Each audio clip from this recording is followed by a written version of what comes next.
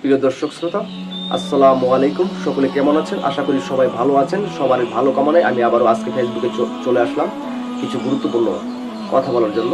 সর্বপ্রথমে মহান রাব্বুল আলামিন, যিনি আমাকে সৃষ্টি করেছেন, যিনি আমাকে ফেসবুকে কথা বলার জন্য তৌফিক দান করেছেন, সেই আল্লাহ পাক রাব্বুল আলামিনের দরবারে শুকরিয়া আদায় করছি, আলহামদুলিল্লাহ। সেই সাথে সর্বকালের সর্বযুগের শ্রেষ্ঠ মহামানব হযরত মুহাম্মদ সাল্লাল্লাহু আলাইহি সাল্লামের রজম মোবারকে দুরুদ ও সালাম পেশ করছি সাল্লাল্লাহু আলাইহি ওয়াসাল্লাম। আশা করি সকলে কেমন আছেন?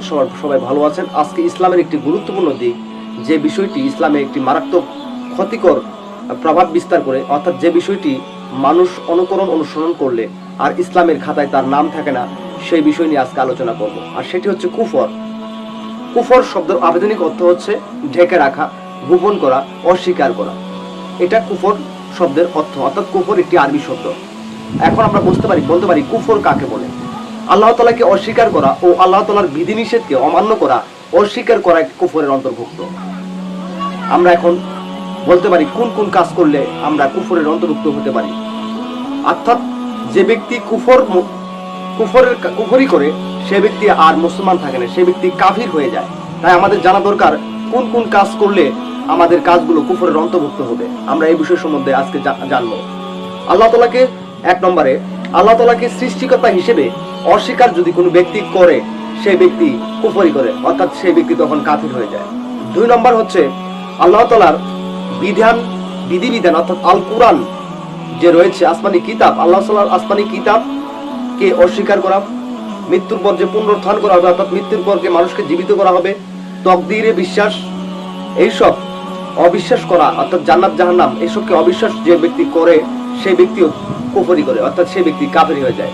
আরেকটি আলোচনা হচ্ছে কুফরের আরেকটি বিষয় হচ্ছে, সেটা হচ্ছে হালাল বস্তুকে হারাম হিসেবে ভক্ষণ করা।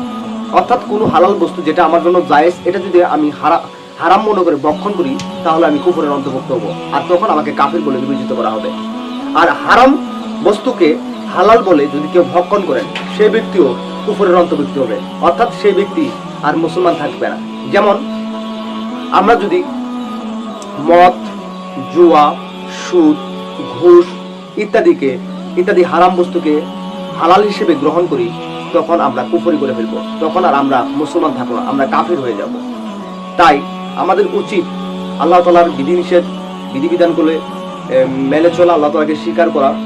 আর মুখে যদি কোনো ব্যক্তি বলে যে আমি আল্লাহকে খুব ভালোবাসি, আল্লাহ তাআলা আমার প্রিয় বান্দা, কিন্তু অন্তরে বিশ্বাস না করে, সেটা হচ্ছে ঢেকে রাখা, সেটাও কুফরের অন্তর্ভুক্ত। অবশ্যই আমরা এইসব বিষয় থেকে দূরে থাকার চেষ্টা করব।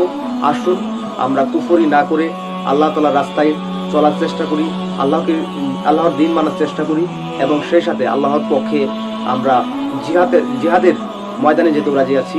আমরা সবাই জিহাদ করব, কারণ জিহাদ করা হচ্ছে একটা মুমিনের পরিচয়। আমাদের প্রিয় নবী হযরত মুহাম্মদ সাল্লাল্লাহু আলাইহি ওয়াসাল্লাম জিহাদ করেছিলেন। আমরা তাই কুফরি করব না, আল্লাহ তাআলার বিধি নিষেধগুলো মেনে চলার চেষ্টা করব। সবাই ভালো থাকবেন, সুস্থ থাকবেন। এ পর্যায়ে আমি ফেসবুক থেকে এখানেই আমি সাদুল ইসলাম সাদ্দাম বিদায় নিচ্ছি। আল্লাহ হাফেজ।